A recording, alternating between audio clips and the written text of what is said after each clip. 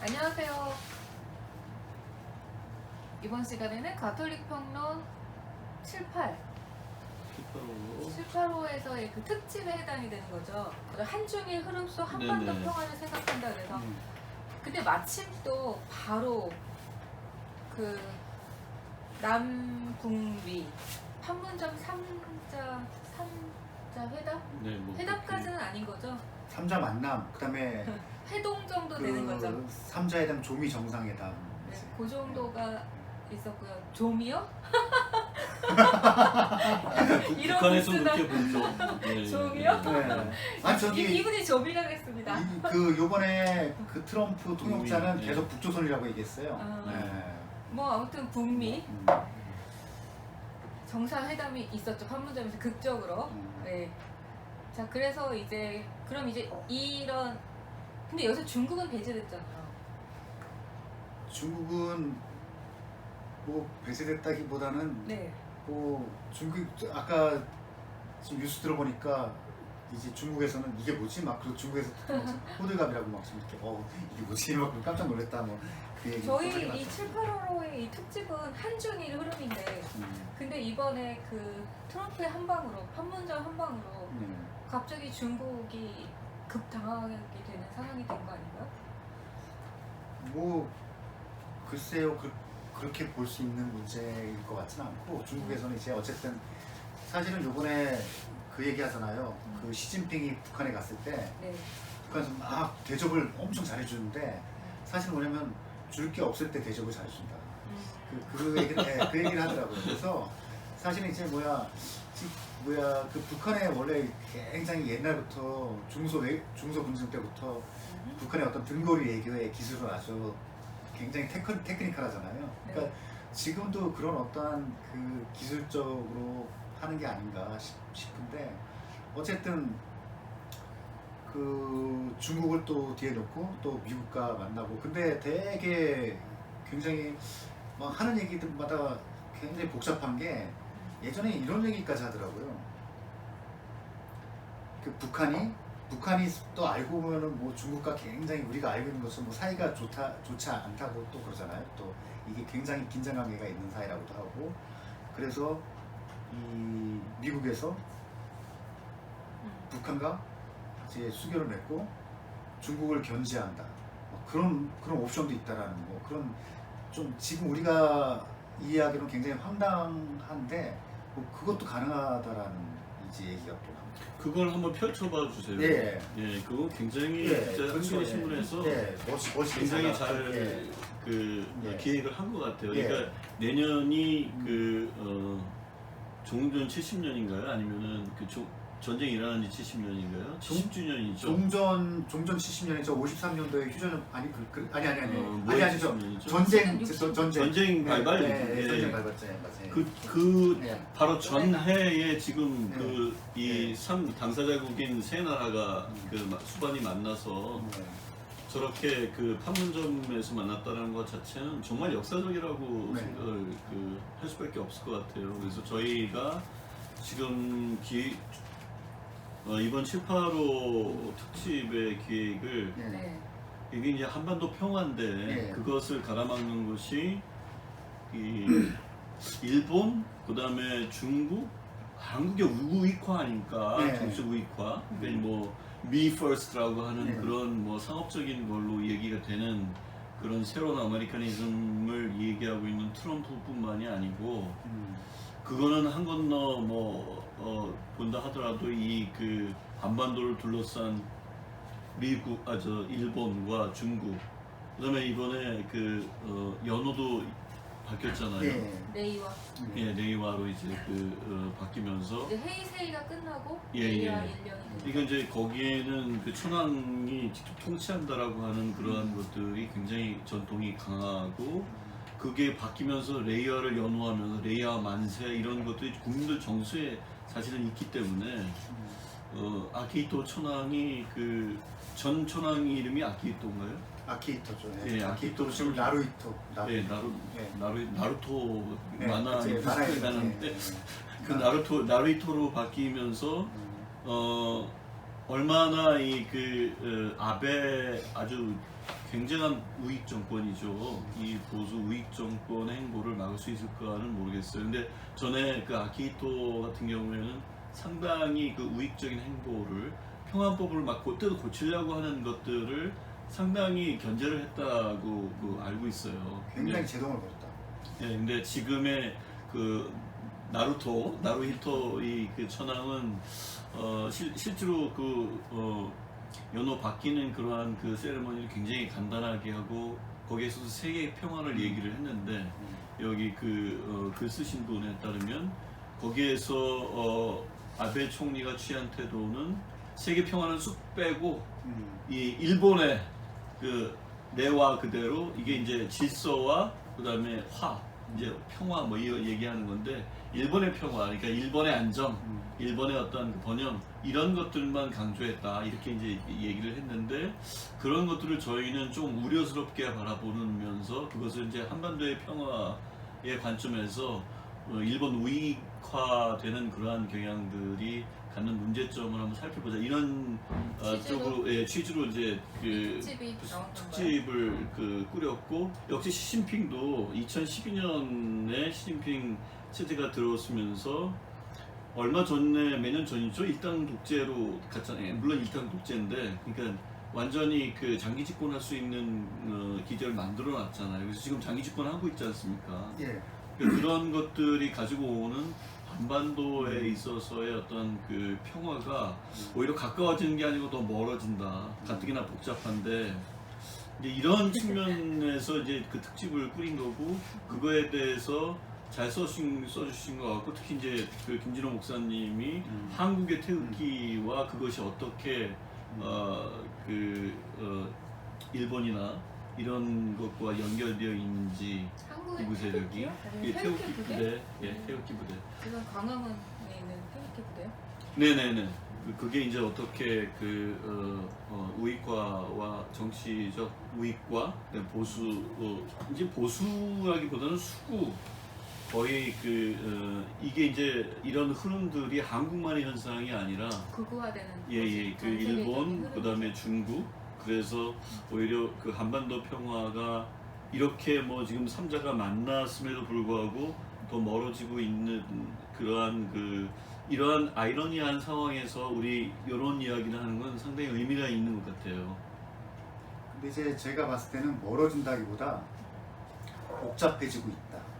복잡하죠. 그러니까 뭘 멀어지냐 가까워지냐의 문제는 이제 더 두고 봐야 될 문제고 굉장히 복잡해지고 좀 야릇해지고 있고 좀. 근데 이제 예. 여기서 말하는 그 복잡하다라는 거는 그만큼의 이 예측 가능성이 점점 희박해지고 있다라고 받아들여도 되겠죠.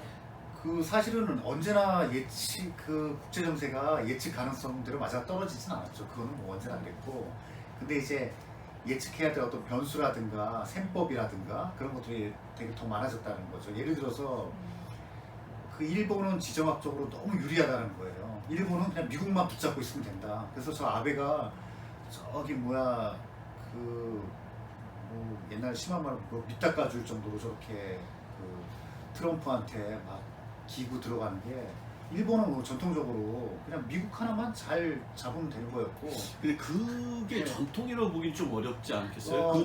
아베 전까지만 하더라도 네. 고이즈미라 하더라도 실질적으로 경제로 보자면 G2가 중국이 됐지만 중국의 막강한 그런 무역 파트너는 미국보다도 이 돈의 액수에서는 중국이에요.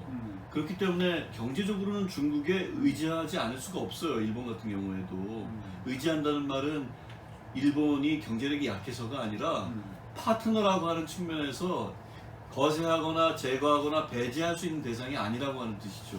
일본이 중국을. 그럼요. 근데 그렇기 때문에 미국이 정치적으로 중요하다고 해서 중국을 배제할 수 있는 상황이 아니라고 하는 그게 거죠. 이제 오히려 지금 우리의 상황이 그렇다는 거 같고. 이거 똑같죠. 우리 같은 경우에 똑같죠. 일본은 오히려 우리보다도 더 간단하다는 거. 그러니까 이제 국제 전문가들이 얘기하는 거죠. 그러니까 아베 들어와서 되게 좀 노골적으로 예. 이제 견제나 예. 이게 이제 편승이나 뭐 예. 이런 용어를 쓰는 게 아니라 완전히 이제 예. 미국 쪽으로 기운. 그러니까 정치와 경제가 동등하게 이렇게 좀 균형을 보면서 눈치도 보면서 이렇게 해야 되는데 아베가 들어서면서는 완전히 미국 쪽으로 네. 기울었다는 게 그거는 이제 동의할 수 있고 그거는 다 근데 누구나 다 그런 얘기하는 건데 그 어떤 그 전에는 이제 그게 전통은 아니 아니었다고 하는 제가 전통이었다는 거는 도대체 절- 일본은 왜 그래가지고 절대 미국 편향이었던 건 맞는 거고 네. 그 전통을 말한 거예요. 그게 이제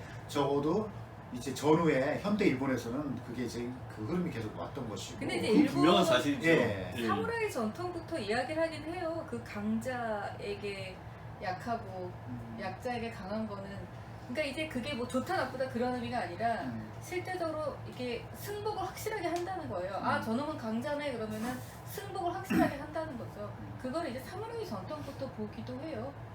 그러니까 이제 일본이 미국한테 붙는 거야 뭐 그거는 새삼스러울 건 없는 것 같고 문제는 이제 우리인 거잖아요. 그렇죠. 우리는 지금 요즘 예. 얘기하는 게 중국과 예, 그 미국의 경제는 완전히 중국이고 양쪽의 압박을 뭐 이제 받고 군사적으로라든가 이제 그런 거 이제 미국과의 어떤 관계 속에서 있고 그래서 그리고 또, 되게- 또 어제는 일본이 또 보복 조치를 했더라고요. 또 무역으로. 그래서 지금 이제 우리가 지금 그 삼국 사이에 지금 어떻게 그 균형을 잡아야 되면서 그 문제인 거잖아요. 그러니까 항상 그 같은 이 호에 785의 이제 평화 문제를 다루면서 박스 크리스티 코리아라고 하는 그 단체가 이제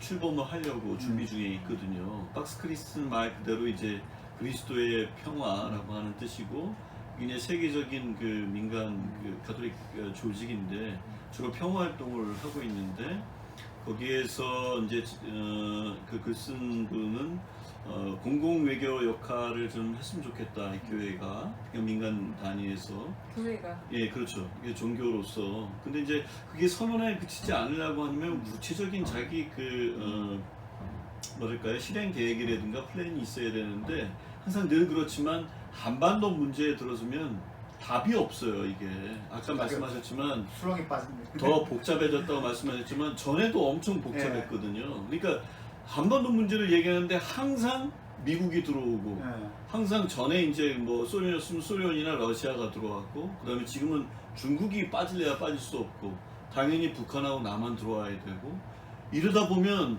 이게 전통적으로 이게 답이 없는 데다가 요즘 이제 미국하고 무역 그 전쟁을 중국이 치러내면서 그 과정에서 2016년 그 사드 때부터 우리가 새우 그 고래 싸움에 새우등 터진다고 그런 걸 겪었잖아요. 요즘에는 새우라고 표현하지 말고 고래 싸움에 돌고래라고 하라고요.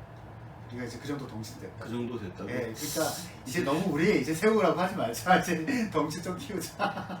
이렇게 그렇게 해서 위안이 되겠어요? 아니 미안이 한데 이제 그 얘기를 하는 이유는 뭐냐면 우리가 그 완전히 휘둘려 가지고 물론 현실적으로는 그렇긴 한데 그런 것이 아니라 이제는 조금 맞서야 된다는 차원에서 좀 그렇게 그 이런 의미로 또 쓰기도 하는 사람들이 있더라고요. 가끔가다. 그럼 이제 이렇게 생각해보면 어때요? 그렇게 복잡하기 때문에 오히려 지금의 이란이나 베네수엘라처럼 직접적인 공격을 당하지 않을 수 있는 거죠.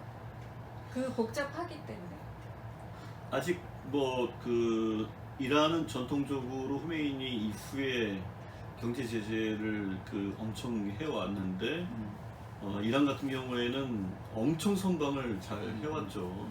그리고 지금도 이라크가 이제 사실 이제 뭐 나름대로 레버리지 그러니까 이제 그 좀 다리 역할을 하겠다라고 하면서도 이란을 지지하는 거는 물론 그 정서가 그 지역에도 있지만 미국이 하는 태도가 너무 일방적이기 때문에 그런 거죠. 근데 너무 일반. 이란이 실질적으로 그러한 철동 같은 경제 제재에도 불구하고 지금까지 경제 성장은 상당히 탄탄하게 이루어 왔어요. 그래서 이란을 호락호락하게 볼 수는 없죠. 그 다음에 아까 말씀하셨던 그 베네수엘라 같은 경우에는 그게 조금 거기도 까리한데 산체스의 그 신화가 이제 깨진 건 사실인데 그게 여러 가지 그 요건들이 작용을 했고 그 다음에 이제 그 과이아도라고 하는 그게 이제 뭐 이제 현재 누구죠? 현 대통령, 네. 마두로의 입장에서는 미국의 조종 강화는 이제 괴뢰 비슷한 이런 걸로 이제 이해를 하고 있잖아요. 그리고 실질적으로 쿠데타도 일으키려고 했다가 군부들이 안 움직이니까 거꾸로 이제 막 도망가고 막 이런 과정들이 국민의 지지를 있는데, 못 받아. 과이도. 과이도, 그런 상황에 있기 때문에 이제 뭐 완전히 공격당했다 이렇게 보기에는 좀 미국으로부터 공격을 당해서 뭐 지금 완전히 그러니까 그렇게 망가진 상황 뭐 이런 거는 아닌 것 같아요. 그렇게 이제 공격을 당해서 망가졌다기보다는 그렇게 만만하게 대하기는 어렵지 않냐는 거죠. 그 남한과 북한의 문제는 일방적으로 몰아붙이기에는 좀 여긴 더 어렵지 복잡하기 때문에 네, 더 복잡하기 때문에 더 더 복잡하기 유리한 때문에 점은 없지 않냐. 미국이 트럼프가 지금도 역시 이제 뭐 대놓고 얘기했다면 대선 때문에 그렇다고 네. 이게 이제 장사꾼의 그 속내를 다 드러내고 이제 비즈니스를 그렇게 하는 건데 거기에서 우리는 그러면 얼마나 실리를 찾을 수 있을 건가? 그다음에 문재인의 운전자론인가 왜 그런 거 있었잖아요. 한반도 운전자. 이런 게 얼만큼 지금 한미일 지금의 이 역동적인 이 관계 속에서 제대로 해내고 있는가를 잘 볼 필요가 있는데 상당히 어려운 것 같아요. 왜냐하면 저 트럼프가 어떻게 될지를 모르기 때문에 그리고 김정은의 어떤 저기도 지금까지는 엄청 선방을 했다고 생각을 하는데 뭐 이렇게 얘기하면 또 종북이라고 이게 보는 분들은 뭐 그렇게 얘기하실지 모르겠지만 어쨌든 그 트럼프와 뭐 여러 회담들도 지금까지 해왔고 그러면서 상당히 어려운 국면들을 잘 뭐 이렇게 해나가고 있는 것만은 분명한 사실인 것 같아요. 적어도 어쨌든 북한 같은 경우에도 그 전 때에 비해서는 훨씬 더 유연한 것도 맞고, 그리고 그 오바마 때보다 미국 같은 경우만 하더라도 트럼프 때가 훨씬 더 우호적인 것도 맞고, 그러니까 사실은 좋아진 건 아니에요, 우리한테는. 아니 그 조건들은 좋아지고 있는 게 맞죠. 사실은 그러니까 누가 그 얘기를 하는 거예요. 북한의 지도자가 김정은이라서 다행이고, 다행인 거죠. 미국의 대통령이 트럼프라서 다행인 다행이고, 거죠. 한국의 대통령이 문재인이라서 너무 아주 다행이다. 다행인 거죠. 왜요? 네. 트럼프는 왜 다행인가요? 트럼프는 왜 다행이냐면은 지금의 이제 민주당 같은 경우에 보면 예전에 걔 누구죠? 오바마 전에 클린턴. 클린턴 같은 경우에도 막 북한하고 뭐 할 듯 하다가 이제 안 하고. 근데 민주당이 이번에 보면은 트럼프의 어떤 대북 정책에 대해서 계속 딴지를 걸고 있고, 그 조 바이든 제일 나간 조 바이든 북한을 갖다 맹공을 퍼붓잖아요. 근데 민주당 보면 우리가 공화당에 비해서 뭐 상대적으로 좀 괜찮을 것 같고 하지만은 우리하고는 굉장히 그들도 군산 복합체의 이해관계에서 너무 이렇게 매여 있다는 거죠. 어차피 우리하고는 네. 뭐 다른 근데 나라인데. 트럼프는 그나마 부동산 업체라서 그런 어떤 이해관계가 덜하다 뭐 이제 그런 얘기도 하고, 아니 근데 이게 실제로 또 그런 얘기를 네. 많이 하더라고요. 그래서 어저께 이 남북미 3자 만남은 트럼프가 지금 미국에서 민주당 그 경선 주자들이 한참 막 토론하고 네, 지금 하잖아요. 경선 토론에 붙었어요. 그게 굉장히 인기가 좋은데 지금 또 거기에 쏠렸던 시선이 이 한반도의 DMZ로 쏠렸다는 거예요. 순식간에. 그러면서 그러니까 이제 막 욕하는 거예요. 너 트럼프 너 쇼하지 말라. 그리고 북한이 실제로 얼마큼 변할 수 있겠느냐 계속 막 하는데, 그나마 우리가 좀 존경하는 버니 샌더스 선생은 트럼프 정말 제대로 똑바로 해라. 사진만 찍지 말고 정말 북한 문제 실질적으로. 제대로 해결해야 된다. 그 얘기를 하는데 지금 민주당의 좀 기류가 좀 바뀌었다고 그래요. 우리가 존경하는 우리 카터 대통령이 전화를 해서 야 트럼프 딴지만 걸지 말고 좀 도와줘. 평화를 위해서는 협조할 수 있어야 된다. 뭐 그런 식으로 얘기를 했다고 하더라고요. 그냥 이건 뭐 들은 얘기. 근데 어쨌든 카터 대통령 같은 경우는 그럴만하죠. 왜냐하면 실제로 그 94년도에 막 94년도 그 위기 상황에서 그 김일성 주석도 만나고 그래가지고 그 문제도 풀고 되게 노력을 많이 했잖아요. 그래서 그런 어떤 경험도 있고, 그래서 지금 민주당에서도 약간 그 기류가 이제 그 대북 정책에 대한 기류가 조금씩 이제 변화가 오고 있긴 하다고 하죠. 분명한 거는 힐러리 클린턴이 대통령이었다 그러면 지금과 같은 이상한은 만들어지지 네. 않았을 거란 거죠. 그래서 이게 참 그건 뭐 그 가정이니까. 아니, 뭐, 그거는 뭐, 근데 뭐. 그거는 가정이 아니라 실제로 그랬을 거라고 보고. 아니 그러니까 예. 뭐그 힐러리 클린턴이 됐으면은 오바마의 대북 그렇겠죠. 정책을 이어왔고 네. 그다음에 어떤 측면에서도 그래서 전략적 인내를 계속 밀리턴트한 측면이 있기 이야기했겠죠. 때문에 오바마하고도 붙었잖아요. 네. 근데 오히려 오바마하고 붙었을 때 우리가 미국 얘기 너무 많이 하는 것 같은데. 근데 이제 그때 대선에서는 오바마가 훨씬 더 여성스럽고 클린턴은 훨씬 더 남성스러운. 그러니까 특히 이제 대북 정책이나 뭐 이런 데서 보면 그 외교 정책들 그다음에 각국의 적국이라고 생각하는 나라들에 대한 어떤 이러한 그 어떤 처우, 어떤 그 어떻게 대하는가를 이렇게 보면 상당히 그 전투적인 자세, 뭐 이런 것들이 너무 그 이런 거를 싫어하는 그 사람들도 여성들 사이에서 굉장히 많더라고요. 이 클린턴. 네, 저는 힐러리 클린턴이 힐러리 여성스럽다고 전혀 생각하지 않아요. 아니, 그 오히려 네. 그 남성들보다도 훨씬 더 전투적이고 밀리턴트하다는 거예요. 뭐 그래서 우리나라 박근혜가 여성스러웠나요? 별로 말. 근데 어쨌든 간에 마찬가지죠. 박근혜 얘기는 별로 그 하지 않는데. 마찬가지. 지금 그 민주당에 있는 뭐 오바마든 뭐 클린턴이든 트럼프만큼 네. 이런 상황을 만들지 우리의 입장에서 않았을 보면은 거예요. 빛 좋은 개살구였다라는 거죠. 그러니까 근데 사실은 트럼프 초기에 트럼프가 오히려 그 대통령이 된 초기에 우리 저 트럼프 개또라이 전쟁 일으키는 거 아니야? 라고 불안해할 때 아 트럼프가 기회다 라고 얘기했던 사람들이 적지 않았어요 사실은. 도올 선생님도 비슷한 얘기했고 사실은. 근데 그래가지고 그게 뭘까 했는데 또 이런 식의 였을까 싶기도 그리고 하더라고요. 일단은 또 문재인 대통령이어서 가능한 거. 물론 그렇긴 네. 하죠. 예. 왜냐면 저는 그게 만약에 이게 이제 우리가 아는 어쨌든 기타 다른 사람이 대통령이었다고 생각해보세요. 이 그림이 나올 수 있나? 절대 불가능하죠.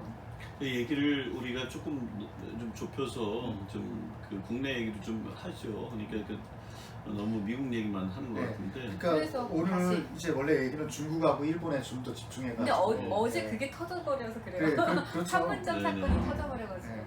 근데 지금 봤을 때 보면 이제 중국 같은 경우에 이제 아까 얘기했던 시진핑이 이제 독재 체제로 간다라는 거.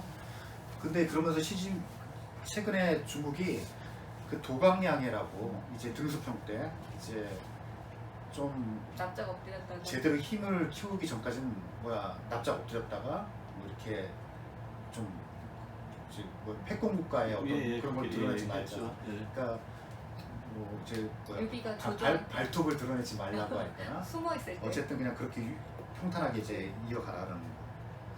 근데 그런 어떤 시진핑이 들어와서 그런 어떤 균열이 생기는 게 아닌가 하다가 또 약간 또 잠잠해지는 것 같기도 하고 계속 이제 그런 지금과 같은 어떤 그 미국과 중국과의 막 이렇게 막 그 붙는 어떤 양상들이 지금 잠깐은 이제 유예가 됐지만은 계속해서 앞으로 이제 전개될 어떤 그림이 아닐까 그런 생각이 들더라고요. 일단 정리해보자 그러면 미국은 지금까지 패권 국가인 거 맞고요. 그 다음에 2인자가 자기를 치고 올라오는 걸 용서하지 않고 그래서 일본을 한번 밟았듯이 지금 중국을 밟고 있는 거고 그 와중에 지금 이제 한반도가 있는 거고 그 와중에 지금 북한과 남한의 평화 정착 문제가 있는 거죠.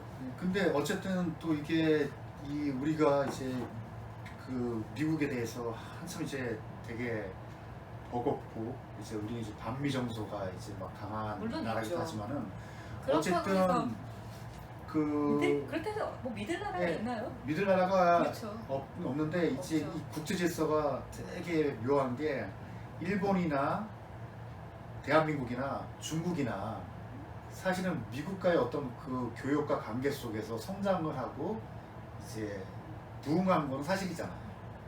아니 그러니까 그 경제 지점에서 발전이 됐다. 그 지점에서 이제 한반도 평화를 얘기를 할 때 네. 지정학적인 관점으로 그러니까 이제 지역적 정치적 관점으로 보자면 굉장히 그 뭐랄까 그 패스미스틱하게 염세적으로 바라볼 수밖에 없는 게 한반도의 현실이었잖아요. 네. 과거 50년, 60년, 70년 동안. 그러니까 일본의 침략으로부터 시작돼서 뭐 거의 500년 동안 그 임진왜란부터 하면 거의 그랬잖아요. 임진왜란 일본의 침략, 그 다음에 만주 사변 이후에 확 건너뛰어갖고 그 다음에 청일 전쟁 뭐 이러면서 그 일본이 어쨌든 그 섬나라로서 한반도를 차지하려고 했던 것.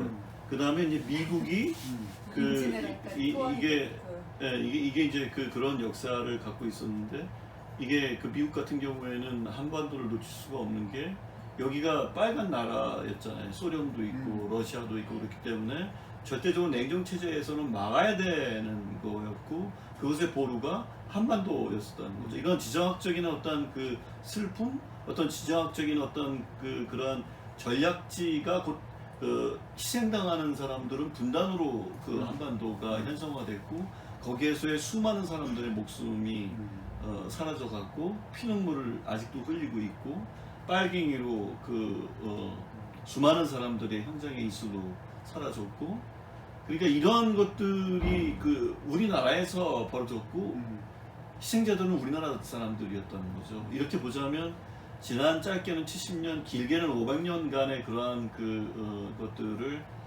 지정학적인 관점에서 봤을 땐 그런데 이제 그 지경학적인 관점에서 그러니까 이제 지오 이코노미컬한 관점 그러니까 이제 지역적인 그 경제학적인 관점에서 보자면 아까 좀 전에 말씀하셨던 그런 무슨 뭐 그 시베리아 무슨 열차를 타고 저쪽 유럽 대륙까지 그 한반도에서 뭐 있고 뭐 이런 경제 체제로 보자라고 한다면은 그걸 나눠서 보면은 저희가 약간의 평화라는 말 혹은 희망이라는 말을 거기서 찾을 수 있겠다. 그러니까 앞으로는 좀 더 지경학적인 입장에서 좀 보는 게 좋지 않겠냐 이렇게 얘기를 하는 분들이 있는 것 같아요.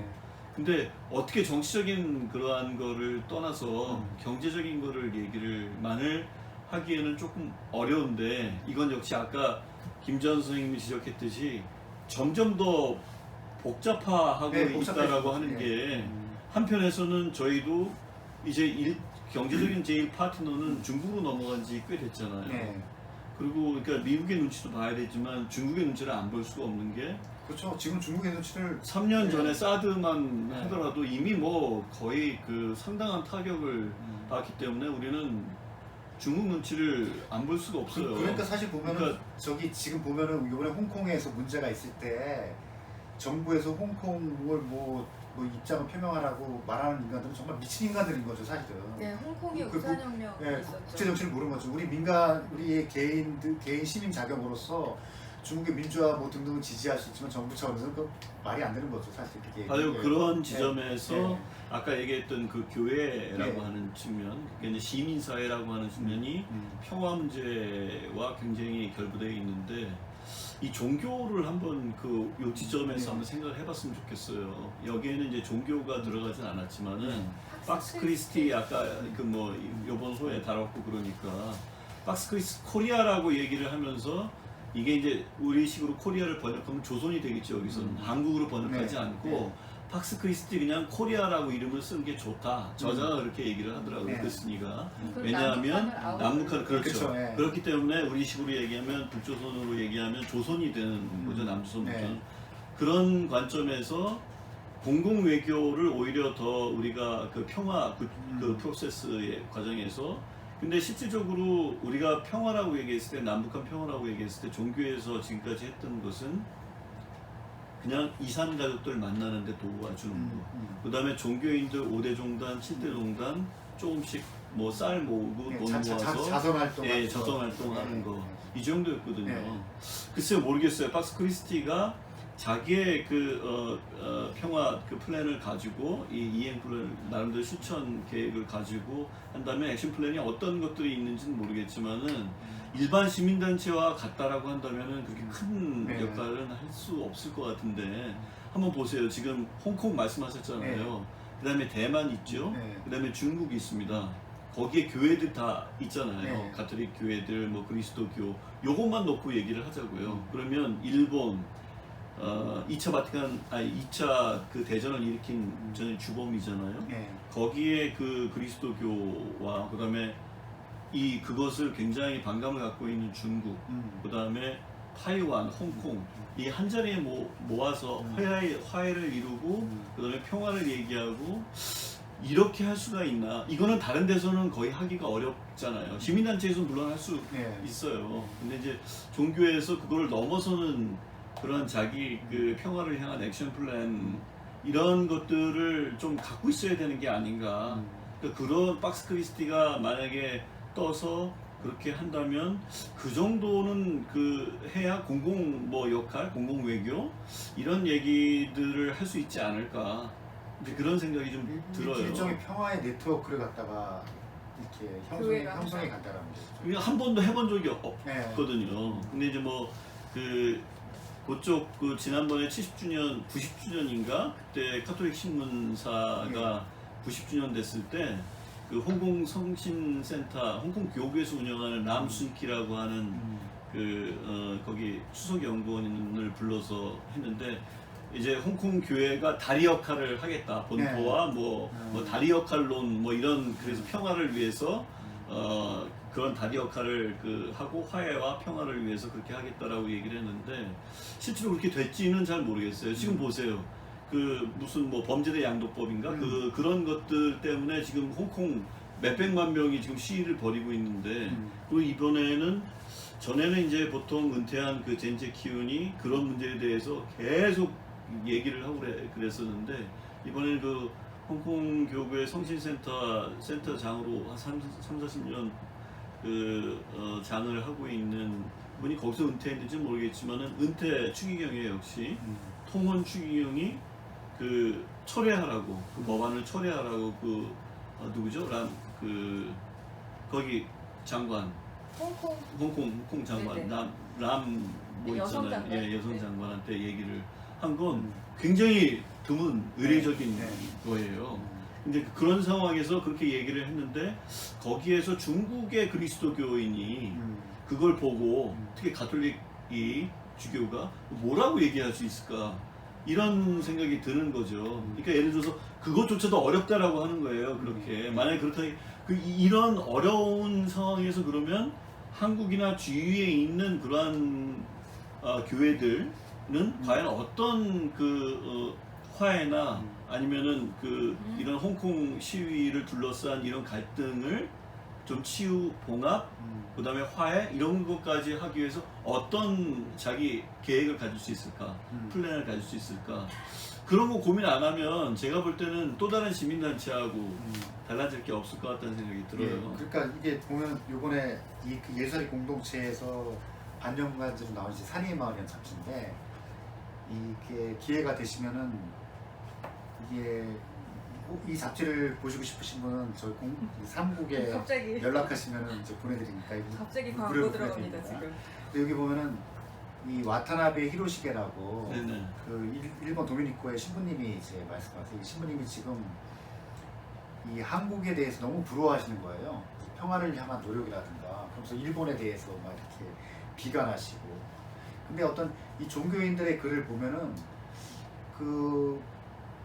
물론 이제 종교인들도 그 나라의 어떤 이해관계에 매여가지고 아까 말씀하셨듯이 홍콩을 두고 중국에 있는 그런 가톨릭 성직자라든가 뭐 어떻게 말할 것인가 하지만은 그래도 어떤 정부 차원이라든가 어떤 뭐 시민 사회 단체 차원보다도 더 공감대를 만들고 할 수 있는 가능성은 그나마 좀 있어. 그래서 네, 그러니까 그게 어떤 가능성인지를 좀 예. 구체화해야 예. 되지 않겠냐 이제 예. 이런 예. 거예요. 그래서 저는 그런 가능성이 이제 말씀하셨듯이 정말 구체화하고 정말 그걸 갖다가 되게 어떤 그 실천적인 어떤 방안을 만드는 것들이 되게 중요한데 일단 그냥 느꼈던 건 뭐냐면은 그런 건 이제 분명 아주 큰 과제고 이제 그걸 나가야 되는데 적어도 그런 어떤 종교인들 이제 일본의 어떤 뭐 사제라든가 이렇게 만났을 때는 우리가 이렇게 공감할 수 있고 서로 이제 지지해 줄 수 있고 이렇게 나눌 수 있고 일본 천주교는 네. 주교회의는 네. 8월 15일 때마다 사죄해요. 예. 거기는 분명해요. 예. 그러한 거에 전쟁의 예. 그 전범으로서의 어떤 그런 반성의 자세는 근데 굉장히 소수는 커요. 일본에서 천주교 아주 소수죠. 예, 아주 물론 이제 소수기 때문에 전체에서는, 하지만 소수라 하더라도 음. 이 그 한반도를 둘러싼 여러 나라들에서 만났을 때는 상당히 의미 있는 존재가 될 수 있다고 예. 저는 생각을 하는 거예요. 예. 그러니까 우리가 한반도 지난번에 아까도 얘기했지만 한반도 평화를 얘기하는데 마구 들어와 있잖아요. 그러니까 미국을 얘기 안 할 수 없고 중국과 뭐 일본을 얘기 안 할 수 없고 그러니까 이런 상황에서 어쩌지 못하는 국가에서 아까도 얘기했지만은 지금 홍콩에서 일어나고 네. 있는 거에 대해 입장을 밝혀라 이런 걸 미친 절대 짓이라고 못한- 얘기했는데 그리고 국익의 차원에서 예, 그렇죠. 그러니까 그렇게 네. 할 수 네. 없는 상황이라고 한다면 거기에 시민사회 역할이 거기 있다고 생각을 하고 근데 정부는 할 수 특별히 없어도 천주교 안에서는 할 수 있다. 꼭 천주교가 아니라도 그 그리스도교가 전체가 그렇게 한다 하더라도 좁혀서 가톨릭에서 뭔가 박스 크리스티가 만들어졌으니까 가톨릭 그 안에서의 어떤 구체적인 그런 거에 대해서 좀 계획이나 실행이나 이런 것들을 좀 지속적이고 장기적인 관점에서 좀 봤으면 좋겠다 이런 그 거예요. 소장님이 말씀하셨던 어떤 그 좋은 예를 저는 어디서 봤냐면은 이제 마츠우라 고로주교님이 네. 지금은 나고야 예, 교구장이시죠. 예, 예. 옛날에 오사카 교구 그 보좌주교로 계셨을 때인가? 정의평화위원회 위원장으로 위원장 했었죠. 계실 때 예, 그때 예. 한국에 오셨을 때 이제 헌법 구조 때문에 평화헌법 예, 구조, 이게 예. 평화헌법 그 헌법 구조 평화헌법 네. 그 관련해 가지고 이제 한국에 오셔서 이런저런 얘기를 할 때 정말 그 부분과 관련해서는 정말 그 한국의 대한민국의 시민과 일본의 시민이 정말 같이 할 수 있다는 어떤 것들 되게 중요한 얘기도 많이 해주셨고 그래서 그런 어떤 그 가능성들은 충분히 열려 있다고 보거든요. 근데, 거기서 예, 만약에 조금만 더 나가면 예, 한국, 일본은 뭐 얘기가 된다고 네. 치더라도 예, 이게 중국까지는 이게 확장이 안 됐잖아요. 네. 그러니까 거기서 만약에 저희가 조금만 더 깨어 있다 한다면 예. 일본하고 중국은 직접 이렇게 할 수가 없어요. 네, 우리가 교량 그러니까 그렇죠. 네. 그런 거를 만약에 그 남수이키가 아까 얘기했던 대로 다리 역할이라고 한다라고 한다면 우리는 그런 식의 어떤 계획들을 가지고 있어야 네. 그렇게 해야만이 조그마한 부분 네. 시민사회도 여러 부분들이 있잖아요. 인권, 정의평화, 뭐 생태뿐만이 아니라 이런 종교 부분에서도 그런 것들을 조금 더 이끌어낼 수 있는 이게 선도2면 선도2라고 저는 생각을 해요. 왜냐하면 아직도 다른 분야의 부분에서 하는 게 그렇게 큰 영향을 미치고 있지 못하기 때문에 제가 보기에는 뭐 종교에서 그렇다고 해서 뭐 큰 영향을 미칠 수 있다 이런 건 아니지만 아직 못하고 있기 때문에 그런 것들을 이왕에 이제 그 이러한 계제에 좀 하면 좋지 않을까. 그렇기 때문에 그런 거를 하려면 고민이라든가 그쪽 분야에 대한 자료 수집이나 인맥이라든가 이런 관계 수립이라든가 이런 것도 함께 좀 이루어져야 가야 되지 않을까 이런 생각이 참 많이 들어요. 그 소장님이 말씀하셨던 것이 어떻게 보면은 현대 사회에서 종교의 정말 중요한 역할이 되는 거잖아요. 그게. 지금 들어와서 네, 공공적 역할에 대해서 네. 굉장히 많이 강조가 되고 있기 때문에 네. 더욱더 중요하다고 네. 생각이 됩니다. 중요할 뿐만 나왜 아니라 이 순간에 네. 우리 염추경님이 그 세월호 가족들에게 냉랭한 왜 그 장면이 갑자기 떠오르죠? 그는 아마도 반대되는 이미지라서 그렇지 않을까요? 네, 그러니까 그렇게 말하면 어쨌든 천주교 안에서 천주교는 근데 중앙집권이라는 생각이 굉장히 강하잖아요. 근데 이것이 중앙집권이지만 위에서부터 못 움직일 거란 말이에요. 이 평화운동이. 그렇죠. 예, 예. 그래서 박스 크리스티가 이제 좋은 건데 거기는 지도 사제 뭐 이런 개념이 없으니까.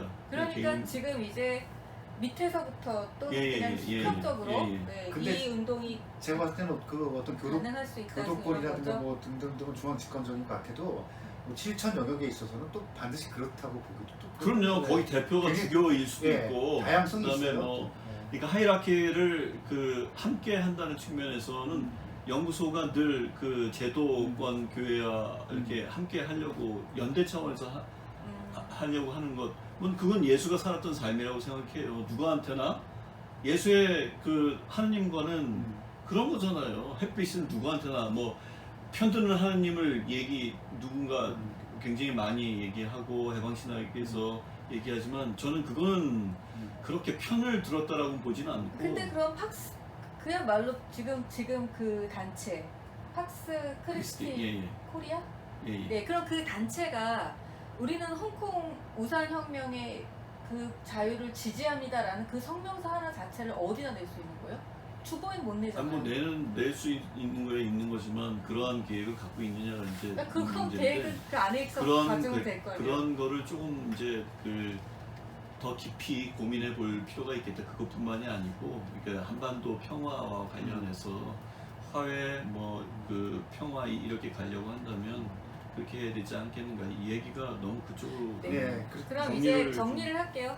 그러니까 지금 현재 국제 관계는 점점 복잡해지고 그다음에 경제 문제가 서로 엉켜있기 때문에 우리 이해관계 때문에 정부끼리는 말하기가 어렵지만 그러나 종교 단체는 이거보다는 훨씬 수월하게 말할 수 있지 않을까. 그래서 지금 종교 간의 이 국경을 넘어선 연대 이게 이제 평화를 정착시키고 유지하는데 종교가 시대적 사명을 가지고 있다. 이렇게 정리를 하면 될까? 시대적 사명을 갖고 있는데 이제 소장님 말씀은 더 고민하고 더 구체화하고 더 힘을 쏟고 거기에 어떤 인력들을 더 양성해야 되고 이제 거기에 이제 제도교회도 더 관심을 가져줬으면 좋겠고 뭐 여러 바람이 있는 것이 아닐까 싶어요. 예, 구체적인 자기 어젠다가 빠진 그런 계획이나 뭐 이런 거는 다른 그냥 단체, 평화운동 단체 뭐 이런 데하고 그렇게 큰 차별이 없고 그렇게 된다라고 했을 때는 종교가 뭘 할 수 있을까?